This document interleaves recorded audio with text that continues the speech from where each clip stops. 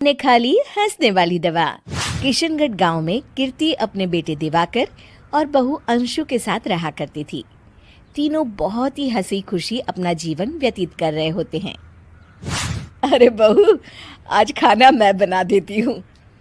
नहीं माँ जी, आप क्यों तकलीफ कर रही हैं? आप आराम कीजिए, खाना मैं ही बनाऊंगी। कितनी अच्छी बहू मिली है मुझे, भगवान ऐसी बहू सबको दे।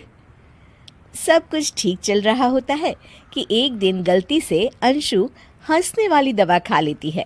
बस उस दिन से सब कुछ बदल जाता है। अरे बहू, मेरे घुटनों में बहुत दर्द हो रहा है, जरा बाम तो दे दे।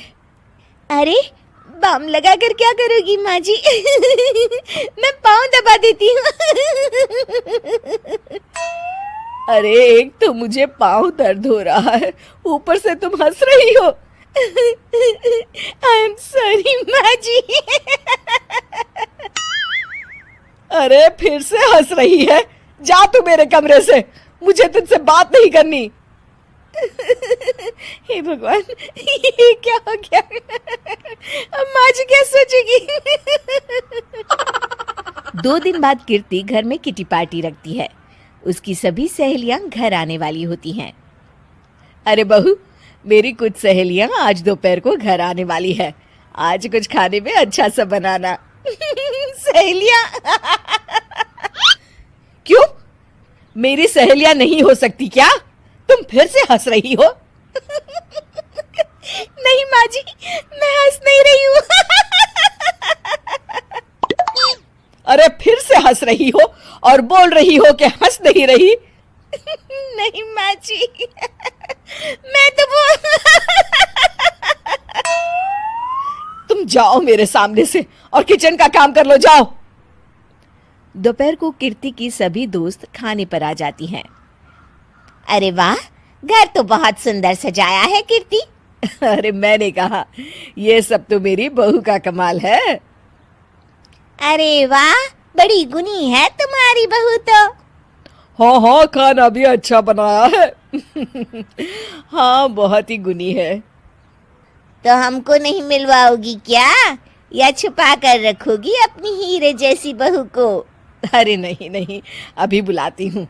अंशु, ओ अंशु, बहू रानी। अंशु बाहर आती है। जी माँ जी। बहू, ये सब मेरी सहेलियां हैं, मिलो सबसे। नमस्ते आंटी। नमस्ते बेटा, बहू तो बहुत अच्छी मिली है तुमको, किस्मत वाली हो तुम। किस्मत वाली? अरे क्या हुआ? हंस क्यों रही हो? नहीं नहीं, मैं हंस नहीं रही हूँ। तभी अचानक सांची के हाथ से चम्मच छूट जाता है और उसका कुर्ता गंदा हो जाता है। अंशु फिर से हंसने लगती है।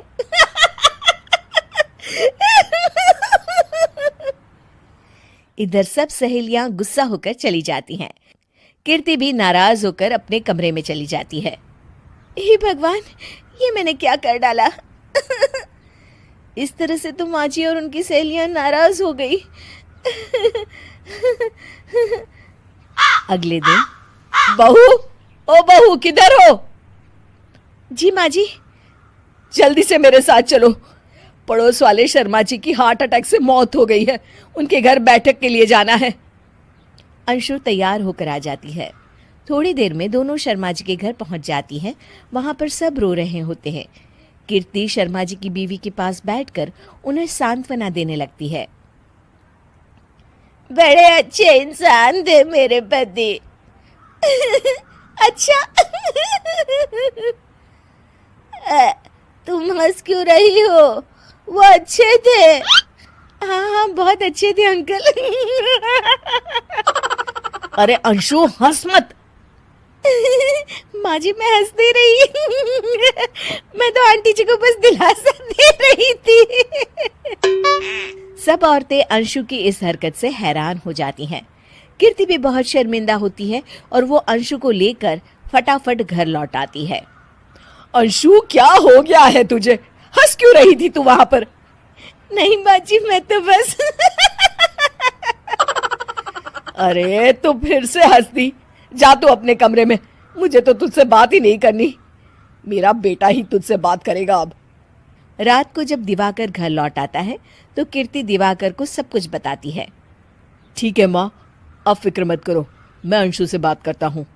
दिवाकर अपने कमरे में जाता है। जी आ गए आप कैसे हैं? मैं तो ठीक हूँ, बस सर में हल्का दर्द है। सर में दर्द अरे इसमें हंसने की क्या बात है? नहीं, मैं हंस नहीं रही हूँ मुझे तो फिक्र हो रही है आपकी एक तो मेरे सर में दर्द है, ऊपर से तुम हंस रही हो। अरे कैसे समझाऊं मैं आपको मैं हंस नहीं रही अंशु, तुम इस घर से चली जाओ। माँ ने मुझे बताया जो भी तुमने शर्मा आंटी के घर किया और किटी पार्टी में भी। नहीं जी, मैं ऐसे नहीं हूँ तो अभी क्या हुआ था? क्यों हंस रही थी तुम? रुकिए मैं आपको सब कुछ बताती हूँ आपको सब कुछ। अंशु डायरी में लिखकर दिवाकर को पढ़ने देती है। कुछ दिनों पहले मैंने गलती से हंसने वाली दवा पी ली थी, जिसकी वजह से ये सब हो रहा है। इसका असर कुछ दिन और रहेगा। अरे तो तुमने ये सब पहले क्यों नहीं बताया अंशु? वो मैंने माँ जी को बताने की बहुत कोशिश की मगर उन्होंने सुना ही नहीं अरे ठीक है, मगर वादा करो जब तक दवाई का असर ठीक नहीं हो जाता तुम घर से बाहर नहीं जाओगी। नहीं जाऊंगी और हंसूंगी तो बिल्कुल नहीं लो, तुम तो फिर से हंस दी